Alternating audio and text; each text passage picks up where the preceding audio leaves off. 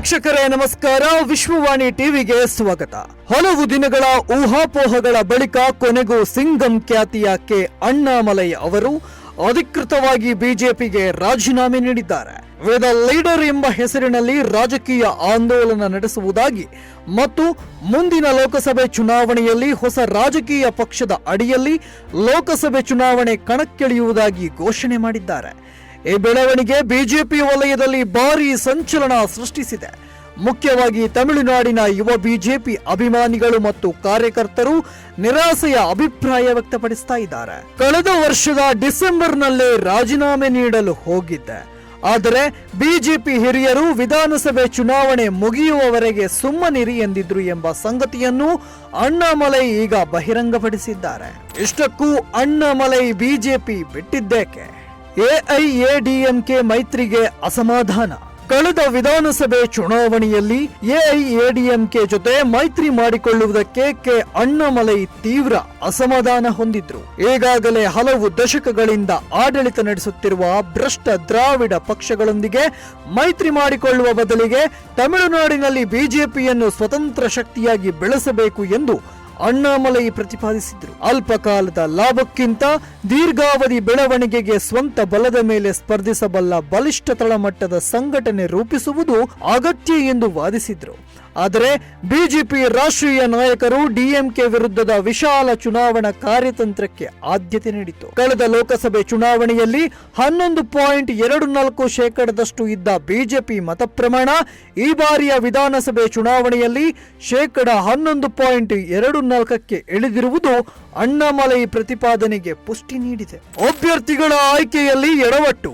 ತಮಿಳುನಾಡು ವಿಧಾನಸಭಾ ಚುನಾವಣೆಗೆ ಬಿಜೆಪಿಯ ಕೆಲವು ಅಭ್ಯರ್ಥಿಗಳ ಆಯ್ಕೆ ವಿಚಾರದಲ್ಲೂ ಅಣ್ಣಾಮಲೈ ವಿರೋಧವನ್ನು ವ್ಯಕ್ತಪಡಿಸಿದ್ರು. ಸ್ಥಳೀಯ ಮಟ್ಟದ ವಾಸ್ತವತೆಯನ್ನ ರಾಷ್ಟ್ರೀಯ ಮಟ್ಟದ ನಾಯಕರು ಅರ್ಥ ಮಾಡಿಕೊಳ್ಳುತ್ತಿಲ್ಲ ಎಂದು ಬೇಸರ ವ್ಯಕ್ತಪಡಿಸಿದ್ರು.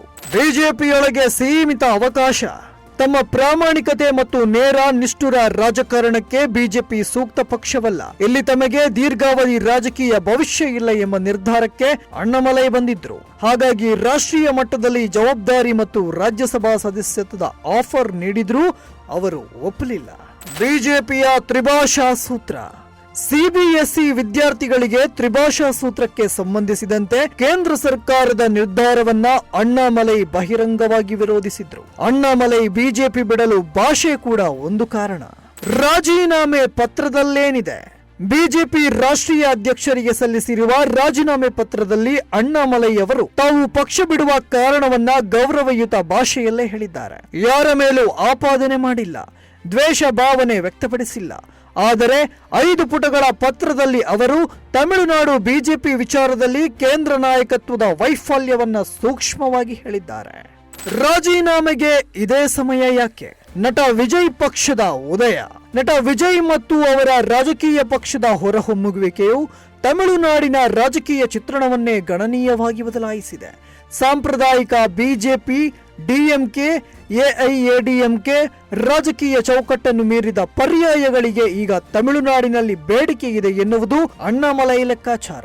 ಯುವ ಮತದಾರರಲ್ಲಿ ಜನಪ್ರಿಯತೆ. ಬಿಜೆಪಿ ರಾಜ್ಯಾಧ್ಯಕ್ಷರಾಗಿದ್ದ ವರ್ಷಗಳಲ್ಲಿ ಅಣ್ಣಾಮಲೈ ಲಕ್ಷಾಂತರ ಬೆಂಬಲಿಗರನ್ನು ಸಂಪಾದಿಸಿದ್ದಾರೆ. ಅವರ ಆಕ್ರಮಣಕಾರಿ ಪ್ರಚಾರಗಳು, ರಾಜ್ಯದಾದ್ಯಂತ ಪ್ರವಾಸಗಳು ಮತ್ತು ಸಕ್ರಿಯ ಸಾಮಾಜಿಕ ಮಾಧ್ಯಮದ ಬಳಕೆಯು ಯುವ ಮತದಾರರು, ವೃತ್ತಿಪರರು ಮತ್ತು ಮೊದಲ ಬಾರಿಗೆ ರಾಜಕೀಯದಲ್ಲಿ ಪಾಲ್ಗೊಳ್ಳುವವರನ್ನ ಸೆಳೆದಿದ್ವು.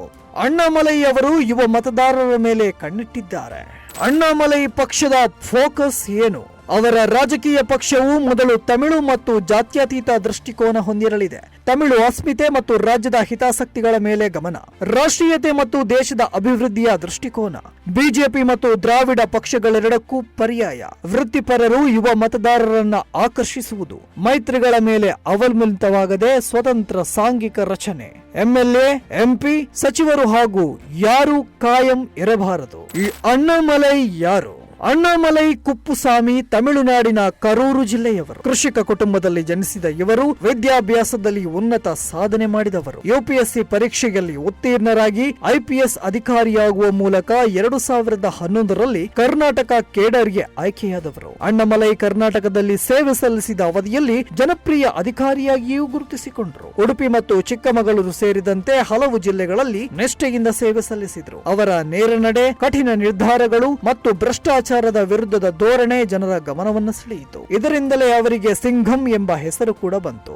ನಕ್ಸಲರ ವಿರುದ್ಧ ಕಾರ್ಯಾಚರಣೆ. ಕರ್ನಾಟಕದ ಪಶ್ಚಿಮ ಘಟ್ಟ ಪ್ರದೇಶಗಳಲ್ಲಿ ನಕ್ಸಲ್ ಚಟುವಟಿಕೆಗಳಿದ್ದ ಕಾಲದಲ್ಲಿ ಅಣ್ಣಾಮಲೈ ಹಲವು ಕಾರ್ಯಾಚರಣೆಗಳಲ್ಲಿ ತಮ್ಮನ್ನು ತೊಡಗಿಸಿಕೊಂಡಿದ್ದರು. ಇದರಿಂದ ಅವರು ಕೇವಲ ಕಚೇರಿಯ ಅಧಿಕಾರಿಯಲ್ಲ, ಫೀಲ್ಡ್ಗೆ ಇಳಿದು ಕೆಲಸ ಮಾಡುವ ಖಡಕ್ ಅಧಿಕಾರಿ ಎಂಬ ಇಮೇಜ್ ನಿರ್ಮಾಣವಾಯಿತು.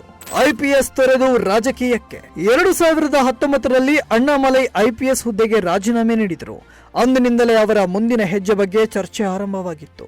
ಅನೇಕರು ಅವರು ಹೊಸ ಪಕ್ಷ ಕಟ್ಟಬಹುದು ಅಂತ ಅಂದುಕೊಂಡಿದ್ರು. ಕೆಲವರು ಎಐಎಡಿಎಂಕೆ ಜೊತೆ ಇರ್ತಾರೆ ಅಂತ ಊಹಿಸಿದ್ರು. ಅಂದ ಹಾಗೆ ಐಪಿಎಸ್ ಹುದ್ದೆಗೆ ರಾಜೀನಾಮೆ ನೀಡಿದ ನಂತರ ಅಣ್ಣಾಮಲೈ ನೇರವಾಗಿ ರಾಜಕೀಯಕ್ಕೆ ಧುಮುಕಲಿಲ್ಲ.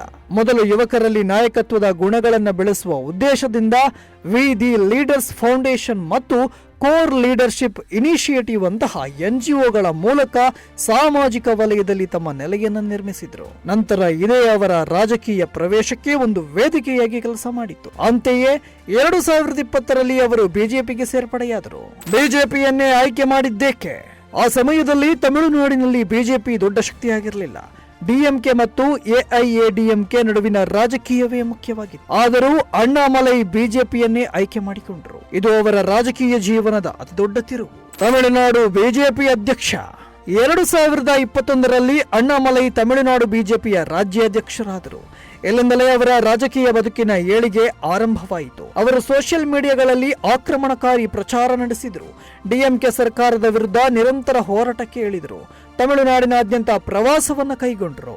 ಅಣ್ಣಾಮಲೈ ನಡೆಸಿದ ಎಣ್ಮಣ್ ಹೆಣ್ಮಕ್ಕಳ ಯಾತ್ರೆ ದೊಡ್ಡ ರಾಜಕೀಯ ಕಾರ್ಯಕ್ರಮವಾಗಿ ಗಮನ ಸೆಳೆಯಿತು. ಇದು ಬಿಜೆಪಿ ಕಾರ್ಯಕರ್ತರಲ್ಲಿ ಹೊಸ ಉತ್ಸಾಹವನ್ನೇ ಮೂಡಿಸಿತ್ತು. ತಮಿಳುನಾಡಿನಲ್ಲಿ ಬಿಜೆಪಿ ಚರ್ಚೆಯ ಕೇಂದ್ರ ಬಿಂದುವಾಗಲು ಇದು ಒಂದು ಕಾರಣ. ಬಿಜೆಪಿಗೆ ಅಣ್ಣಾಮಲೈ ಕೊಡುಗೆ ಏನು? ಅಣ್ಣಾಮಲೈ ಬರುವ ಮೊದಲು ತಮಿಳುನಾಡಿನಲ್ಲಿ ಬಿಜೆಪಿ ಪ್ರಭಾವ ಸೀಮಿತವಾಗಿತ್ತು. ಆದರೆ ಅವರ ನೇತೃತ್ವದಲ್ಲಿ ಬಿಜೆಪಿ ವೋಟ್ ಶೇರ್ ಹೆಚ್ಚಾಯಿತು. ಯುವ ಮತದಾರರ ಗಮನವನ್ನ ಸೆಳೆದರು. ಸಾಮಾಜಿಕ ಜಾಲತಾಣದಲ್ಲಿ ಪಕ್ಷದ ಪ್ರಭಾವವನ್ನು ಹೆಚ್ಚಿಸಿದರು. ಡಿಎಂಕೆ ವಿರುದ್ಧ ಪ್ರಬಲ ಪ್ರತಿಪಕ್ಷ ಧ್ವನಿ ನಿರ್ಮಾಣವಾಯಿತು. ಕಾರ್ಯಕರ್ತರಲ್ಲಿ ಹೊಸ ಉತ್ಸಾಹ ಮೂಡಿತು. ಇಷ್ಟಕ್ಕೂ ಸೋಷಿಯಲ್ ಮೀಡಿಯಾದಲ್ಲಿರುವ ಜನಬೆಂಬಲ ಅಣ್ಣಾಮಲೈಗೆ ರಾಜಕೀಯದಲ್ಲೂ ಸಿಗುತ್ತಾ? ಮತ್ತೊಬ್ಬ ವಿಜಯಿಯಾಗಲು ಅಣ್ಣಾಮಲೈಗೆ ಸಾಧ್ಯವಾಗುತ್ತಾ? ಅಣ್ಣಾಮಲೈ ನಿರ್ಧಾರದಿಂದ ಬಿಜೆಪಿಗೆ ಎಫೆಕ್ಟ್ ಆಗುತ್ತಾ ಎನ್ನುವುದನ್ನ ಕಾದು ನೋಡಬೇಕಾಗಿದೆ.